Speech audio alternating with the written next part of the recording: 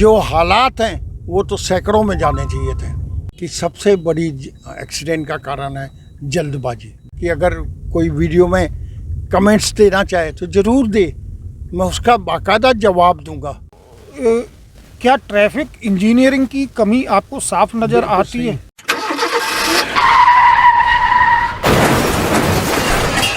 नमस्कार साथियों, हमने आपको अपने पहले एपिसोड में बताया था कि कैसे हादसों का हाईवे और मौत का बाईपास फरीदाबाद में मौजूद है। तो इस हादसों के हाईवे पे कौन से ऐसे पॉइंट हैं जहां एक्सीडेंट होते हैं, उनके कारण क्या हैं, और इसके साथ ही हम मौत का बाईपास भी आपको दिखाएंगे कि आपकी जरा सी चूक कैसे आपके लिए जानलेवा हो सकती है। तो रोड सेफ्टी ऑर्गेनाइजेशन के सीनियर वाइस प्रेसिडेंट जो हरियाणा के हैं एस.के. शर्मा जी के साथ हम इस सफ़र की शुरुआत कर रहे हैं। अब हम पहुंच चुके हैं नेशनल हाईवे के, हम सर्विस रोड पे हैं और ये शहर का व्यस्तम अजरौंदा चौक है। शर्मा जी हमारे साथ हैं। शर्मा जी, यहाँ क्या कमी दिखती है आपको, बताएंगे? साहब, यहाँ सबसे बड़ी प्रॉब्लम ये है कि यहाँ सीवरेज है ही नहीं। अगर आप इसके उतर के आप पोजीशन देखेंगे तो कोई भी गाड़ी पलट सकती है, किसी के चोट ना लगे, मैं आपको बता रहा हूँ, पलट सकती है। ये सबसे बड़ी प्रॉब्लम है यहाँ की। तो यहाँ भी हादसे होते रहे हैं? आज मेरे ख्याल से अगर आप 1 घंटा रुकेंगे तो एक आदमी तो मिल जाएगा। मतलब हर घंटे में ये पोजीशन है साहब, ये पोजीशन है यहाँ की। ये यहीं पे पास में हमारे एसीपी साहब का भी ऑफिस है, लेकिन नगर निगम मानते ही नहीं है, कुछ कर नहीं पा रहे, कोशिश कर रहे हैं फिर भी। तो ये हम इस वक्त अजरौंदा चौक पे हैं, जहाँ से मतलब देखिए माना जाए कि जहाँ से हम ये माने कि जिस क्षेत्र में दुर्घटनाएं ज़्यादा होती हैं। तो अगर आपसे ये पूछा जाए कि दुर्घटना कहाँ ज़्यादा, हाईवे पे कौन से ऐसे पॉइंट्स हैं जो सबसे ज़्यादा दुर्घटना में वहाँ पर लोग चपेट में आते हैं, तो वो कौन से होंगे? एक्चुअली मेन जो एक्सीडेंट का स्पॉट है वो यहाँ से शुरू करेंगे हम, और इसी रोड से जहाँ घूम रहे हैं हम लोग, एस्कॉर्ट्स के सामने से, और वहाँ से हम सीधे जाएंगे। वहाँ से हम सीधे जाते हैं, सारे एक्सीडेंट के जर आपको दिखाता जाऊँगा मैं। और लगातार हो रहे हैं, ये नहीं कि 1 दिन हो गए 2 दिन हो गए, ऐसा नहीं, यहाँ लगातार हो रहे हैं। ये सबसे बड़ी समस्या है। तो हाईवे आपके सामने 4 लेन से ये 10 से 12 लेन हो चुका है। अभी आपको दिखाता हूँ, ये देखिए सारा बैरिकेड तोड़ दिया गया, सारा का सारा ये टूट गया है। ये सब ऐसे ही एक्सीडेंट हुआ है। मैं अभी आपको एक दिखाता हूँ, बहुत बड़ा एक्सीडेंट 4 दिन पहले का हुआ है। इस तरह की घटनाओं को रोकना बहुत मुश्किल है। हम लोग कोशिश तो कर रहे हैं, लेकिन देखते हैं। अब आपको मैं आगे का हाल दिखाता हूँ। यहाँ से मैं सर्विस रोड से ऊपर रोड पे जाएंगे। जैसे ही हम जाएंगे ना, इस पुल के ऊपर चलना चाहेंगे, देखिए सामने एकदम से ट्रक या बस या ये गाड़ी टकराएगी। गैप इस तरह का दिया हुआ है और आए दिन ये टूट के जाता है बहुत, क्योंकि इसकी ऊंचाई नहीं है। एक गाड़ी के आड़ में फंस जाती है गाड़ियाँ। ये बहुत बड़ी समस्या है। अब हमारी एक्सीडेंट की शुरुआत यहाँ से होती है। ये सामने ट्रैफिक का थाना है, यहाँ से होती है सबसे ज़्यादा एक्सीडेंट। गाड़ियाँ टकराती हैं, आती हैं। आप यहाँ आसपास का रेलिंग देखेंगे तो सब टूट चुकी है। उसका कारण यही है, एक्सीडेंट।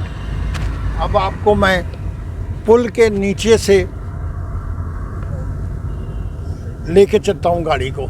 इसके लिए सबसे जिम्मेवारी जो है ना, वो प्रशासन की नहीं है। यहाँ पे मैं बोलूँगा, ये देखिए ये लोग जो जा रहे हैं, ये गाड़ियाँ जो आ रही हैं, आप यहाँ गाड़ी रोक के किसी से पूछिए तो सही कि आप रॉन्ग साइड क्यों आ रहे हैं, तो वो आपको प्रॉपर अपना आंसर देंगे, भाई हम ये रीज़न है।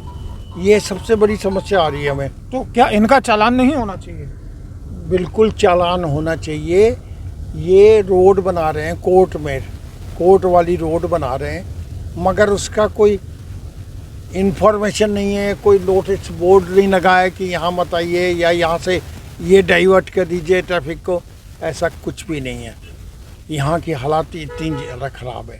तो अब हम सर्विस रोड से, जैसा आपने बताया, हम आ चुके हैं बाटा मोड़ चौक पर नेशनल हाईवे के। तो यहाँ भी आए दिन दुर्घटनाएं होती रहती हैं। तो जैसा आप अभी बता रहे थे कि इसकी हाइट कम है, गाड़ी सीधे टकरा जाती है, तो क्या ट्रैफिक इंजीनियरिंग की कमी आपको साफ नज़र आती है? बिल्कुल सही आपने बोला, ये ट्रैफिक इंजीनियरिंग की कमी है। ये गाड़ी जो जिस गाड़ी को मैं यहाँ पर दिखा रहा हूँ, ये गाड़ी किस लिए रुकी हुई है? इन्होंने जाना है सीधा, मगर यहाँ रुकी हुई है। अगर यहाँ से ये रोड पैरेलल रोड है, अगर हम यहाँ के पैरेलल रोड के कट दे के वहाँ से निकाल दें, कोई ट्रैफिक जाम ही नहीं लगेगा, लेकिन लोग नहीं मानते। तो यहाँ से हम गुडियर की तरफ से आगे से होते हुए ना आए, क्योंकि गुडियर पे भी बहुत एक्सीडेंट होते हैं। बिल्कुल चल सकते हैं आप बिल्कुल गुडियर की तरफ चल सकते हैं। यहाँ देखिए, ये पूरा ख़त्म हो गया है, ये बैरिकेड जी। ये सारा एक्सीडेंट से गया है, टोटल एक्सीडेंट। आदमी इसमें मर भी चुका है। तो मतलब जगह जगह आपने दिखाया कि हाईवे पर जो सर्विस लेन पे जितने भी ये लगे हुए हैं बैरिकेड्स वगैरह और ये रेलिंग लगी हुई हैं, टूटी हुई हैं और एक्सीडेंट से लगातार टूट रही हैं, तो इनसे अंदाज़ा लगाया जा सकता है कि कितने ज़्यादा एक्सीडेंट हो रहे हैं। तो इसके पीछे सबसे बड़ी कमी आपको क्या नज़र आती है? अगर सारी चीज़ों का देखें, एडमिनिस्ट्रेटर की यह है मानसिकता और सोच नहीं है ठीक करने की। दूसरी बात यह, लोगों के यहाँ अंदर वो नहीं है, जल्दबाजी की वजह से इतनी बड़ी एक्सीडेंट होती है। ये अगर हर एक्सीडेंट को मैं आपको बताऊं तो आपको बड़ा अजीब सा लगेगा कि इस तरह की एक्सीडेंट हो रहे हैं। और मज़े की बड़ी अजीब बात है कि इतनी मौत के बाद भी लोगों पे कोई असर नहीं होता। ये सबसे बड़ी समस्या है हमारे यहाँ की।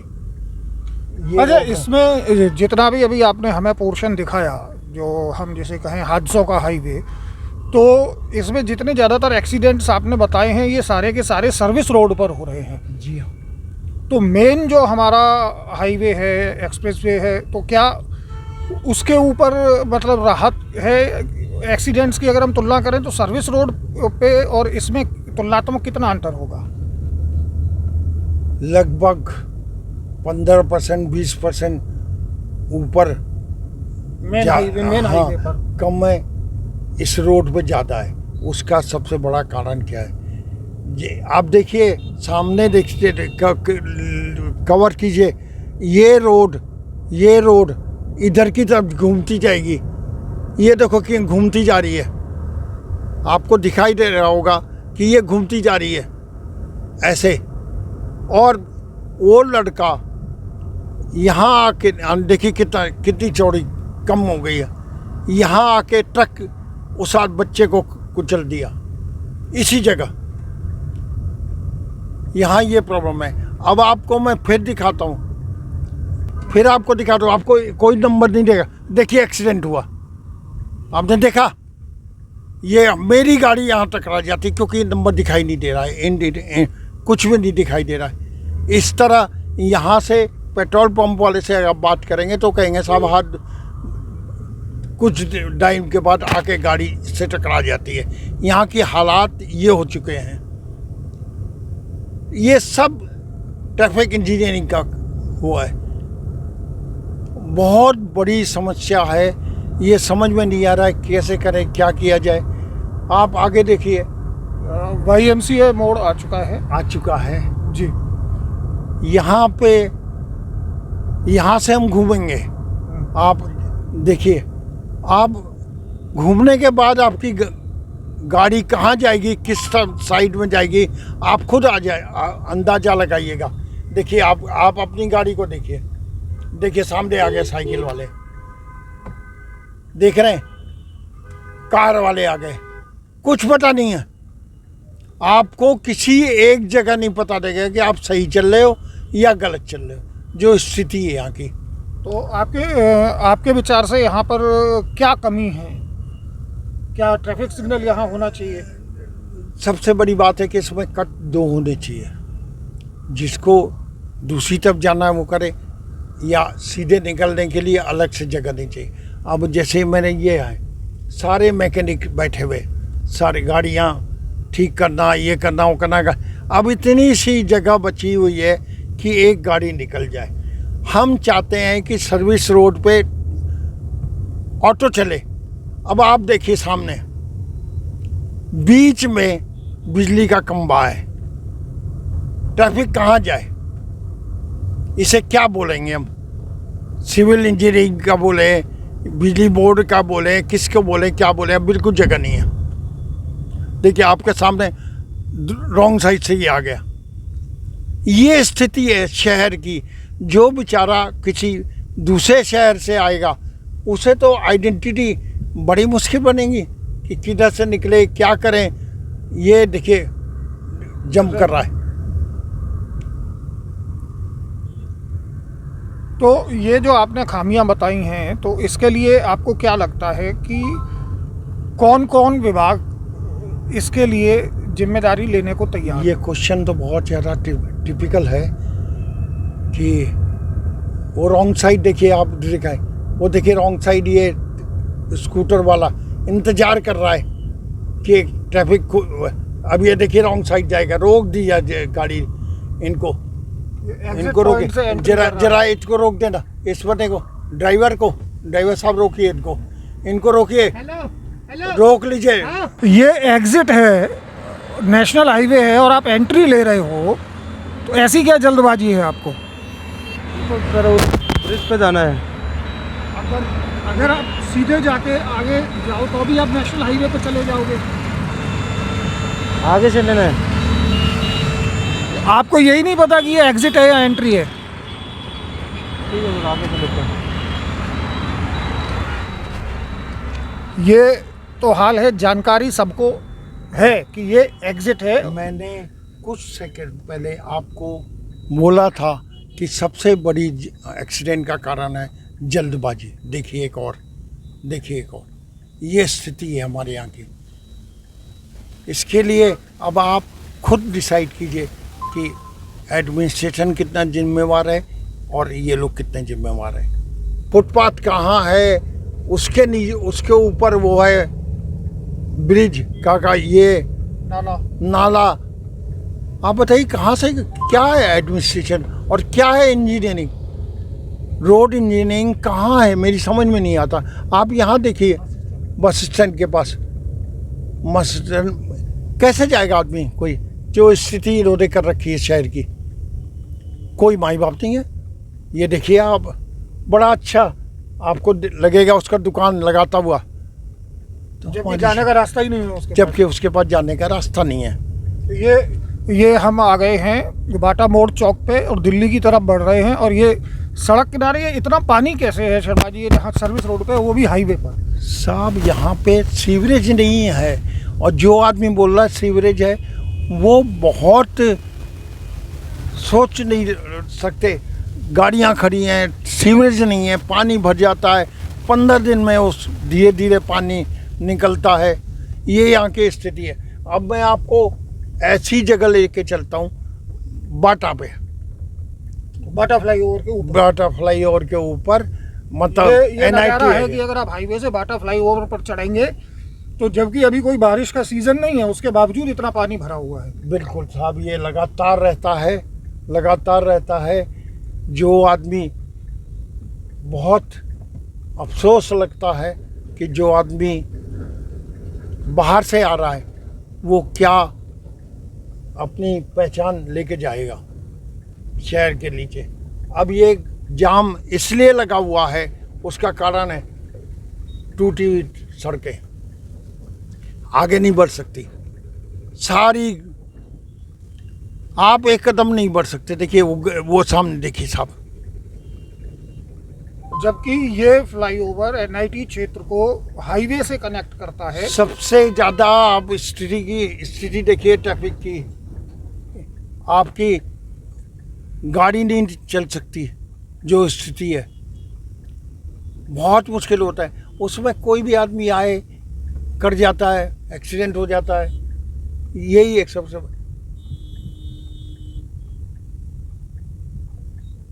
शायद हमारा कैमरा भी बहुत तेज़ी से हिल रहा होगा, कोई बात नहीं, आप चलिए आगे हम आपको दिखाते हैं इसकी स्थिति। ये मतलब फ्लाईओवर के ऊपर की ये स्थिति है, तो शहर की सड़कों का अंदाजा लगाया जा सकता सर है। उसका मैं नहीं कहूँगा कि आप शहर की सड़कों को देखें, क्योंकि आपने दिखाना है शहर की बहुत बदनामी हो जाएगी। लेकिन जो पोजीशन है उसको देखते हुए आप, ये सामने एक गड्ढा है, देखिए, गाड़ी धीमे कर लीजिए, चलो चलो, ये देखिए सामने बहुत गहरा गड्ढा है। देखो कोई भी मर सकता है, किसी समय भी कोई मर सकता है, जो स्थिति है। और ये बिल्कुल फ्लाईओवर के बीच में और ऊपर है। हाँ, मैं आपको दिखा रहा हूँ आगे। मैं कोशिश करूँगा कि आगे से यू टर्न लाके कुछ सेकंड के लिए गाड़ी को रोक के आप वीडियो बनाइए और देखिए कितना गहरा गड्ढा है कि जो भी मुझे एक महिला ने अपनी फ़ोटो भेजे थे कि पति के साथ जा रही थी और एक्सीडेंट हो गया। वो उसके पति ने खुशी मनाई। हमने पूछा तुम क्यों खुश हो रहे हो? बोले कि हमारी वाइफ की ज़िंदगी बच गई। ये स्थिति है। तो मतलब ये हम आपके साथ स्मार्ट सिटी फरीदाबाद की सड़कों का जायजा ले रहे हैं। नहीं, अभी आपको शहर को स्थिति तो बहुत ही वो है। अगर आप चाहें तो कुछ सेकंड के आप एक टर्न और ले लें हार्डवेयर की तरफ, और वो देख करके हम आ जाते हैं यहाँ। एक सेकंड जी, आप देखिए, ये यहाँ कोई कंट्रोल नहीं है, कुछ नहीं है। और सबसे मजे की बात, रात में पुलिस सारे रोड बंद कर देती है। लोग क्या करें, जो हालात हैं। तो रात को रोड बंद क्यों किए जाते हैं? कहते हैं साहब मोटरसाइकिल चोरी हो जाती है, इसलिए जितने भी कट है मैं आपको दिखाते जा रहा हूँ। एक ये कट है, ये भी बंद कर दिए जाते हैं पुलिस। अरे साहब, ये स्थिति है, जितने भी कट हैं सब बंद हो जाते हैं। अब किसी को इमरजेंसी हो और उसको जाना पड़े हॉस्पिटल या कहीं, तो वो शहर में घूमता रहेगा, कैसे करूं, क्या करूं। अब आप पहुंच गए हैं हार्डवेयर चौक। मैं नहीं चाहता था कि आपको ये दिखाएं। आप हार्डवेयर चौक की एक कुछ झलक दिखा देते हैं। सामने, बिल्कुल सामने हम किनारे पे लगाएंगे, बिल्कुल उस तरफ जाके, और फिर मैं आपको जरा सा दिखाऊंगा कि स्थिति है क्या। तो ये हम शहर के बेहद व्यस्त हार्डवेयर चौक पर हैं इस समय, और शर्मा जी बता रहे हैं कि हाईवे तो हाईवे, ये शहर के अंदर की सड़कों का बुरा हाल है। और इस सड़क को लेकर कई बार प्रदर्शन हो चुके हैं, धरना भी दे चुके हैं लोग इसे बनवाने के लिए, और आश्वासन भी मिलते रहे हैं। कोशिश तो कर रहे हैं, लेकिन कोई सुनवाई वाला नहीं है। बहुत बुरी हालत है। इस तरफ आप शहर के किसी हिस्से में जाने से पहले खुद को मत सोचिए कि आप सुरक्षित हैं कि नहीं है। यहाँ तो गाड़ी ले जाना भी मुश्किल है। नहीं सर, आप किस तरह की बातें कर रहे हैं? आप किस तरह की बातें कर रहे हैं?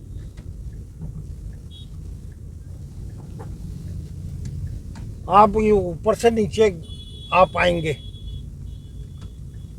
इस जगह की स्थिति यह है कि आपको ऊपर से नीचे आनी पड़ रही है गाड़ियाँ।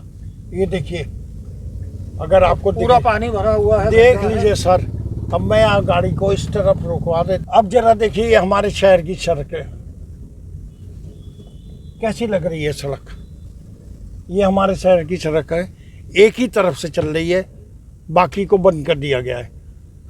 अब आपसे एक प्रश्न पूछता हूँ मैं, कल बच्चों के स्कूल खुल जाएंगे। खुल गए कुछ, हाँ, कुछ तो ऑटो में जाएंगे, कुछ वैसे जाएंगे, कुछ साइकिल से जाएंगे। बच्चे कितने सुरक्षित है आप खुद ब खुद देख लीजिएगा। अब हम चलते हैं वापस हाईवे की तरफ। कहीं भी, इसीलिए मैं नहीं चाहता था कि हम लोग हाईवे पे वाहनों का दबाव इसलिए भी तो ज़्यादा नहीं है कि शहर के अंदर की सड़कें चलने लायक नहीं बची हैं। हाँ, ये भी बहुत बहुत बड़ी बात है।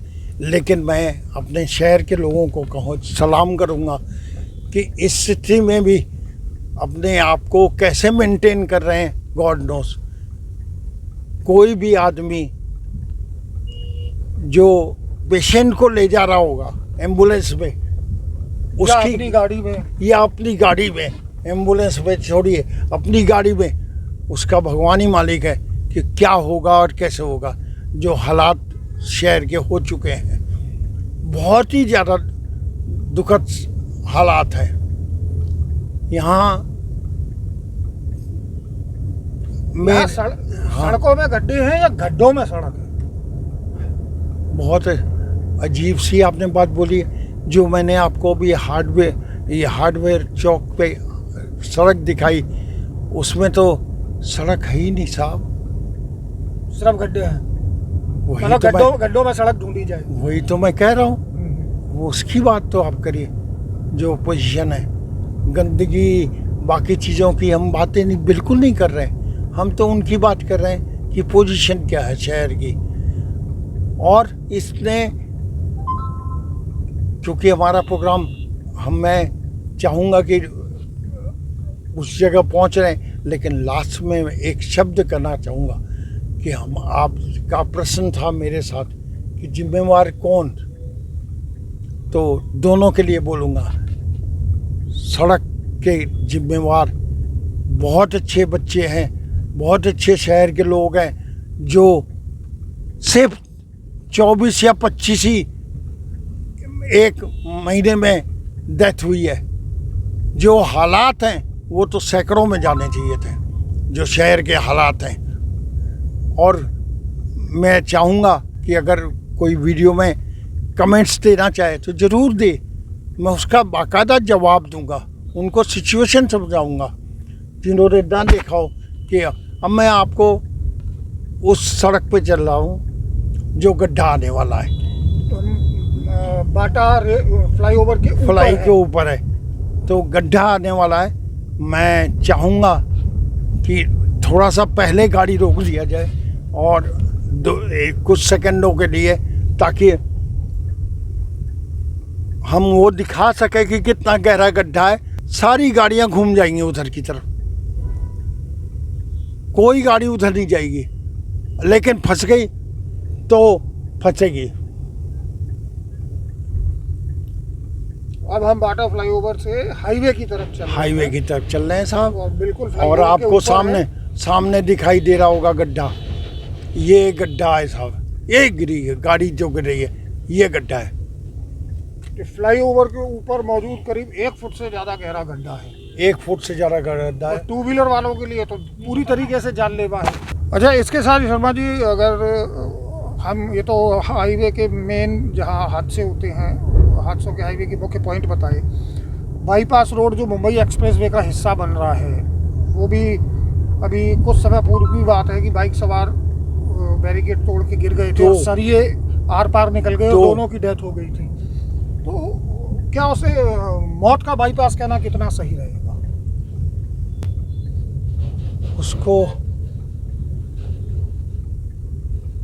उसको आपको बड़ा अजीब सा लगेगा। ये रोड की हालात है, जो ये अभी बगल में ये रोड चल रही है,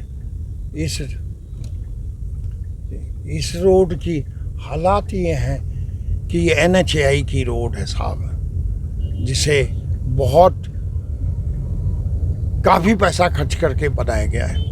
इसमें आप क्या कहेंगे क्या नहीं कहेंगे मेरी समझ में नहीं आता।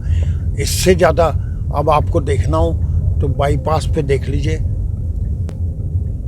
शायद गाड़ी निकालना बहुत मुश्किल है, ये हालात हो चुके हैं। अच्छा, वहाँ आपने बताया बहुत हालात ख़राब हैं बाईपास पे। इसके साथ ही सूरजकुंड रोड पे भी आए दिन डंपरों से हादसे होते रहते हैं। आपको याद हो कई साल पहले स्पीड गवर्नर, जो शायद अब तो शब्द भी भूल चुके लोग, नहीं तो बहुत बड़े स्तर पर रोड सेफ्टी ऑर्गेनाइजेशन और ट्रैफिक पुलिस फरीदाबाद ने स्पीड गवर्नर को लेकर अभियान चलाया था। तो आज क्यों नहीं ये देखा जाता कि इन गाड़ियों में स्पीड गवर्नर है नहीं है, क्या स्पीड लिमिट है इनकी? लोग, मैं सिर्फ इतना बोलूँगा, कुछ जिम्मेवारी लोग खुद उठाएं। बहुत हम लोग कर रहे हैं, बहुत थक चुके हैं। हम चाहते हैं कि लोग खुद अपनी जिम्मेवारी उठा के इस इश्यू को सॉल्व करें। बहुत मुश्किल हो रहा है और मौत का आंकड़ा हर महीने बढ़ता जा रहा है। बहुत बुरी हालत है। और अब कुछ तो केस ऐसे होते हैं जो रजिस्टर्ड होते हैं, कुछ केस ऐसे होते हैं जो अनरजिस्टर्ड हैं। जो अनरजिस्टर्ड हैं उनकी कोई गिनती नहीं है साहब। चलिए, हम हादसों का हाईवे आपने पूरा दिखाया, कहाँ क्या कमियां हैं शर्मा जी आपने बताई। हम वापस ट्रैफिक थाने पहुंच चुके हैं, आरएसओ के ऑफिस। आपका बहुत बहुत शुक्रिया।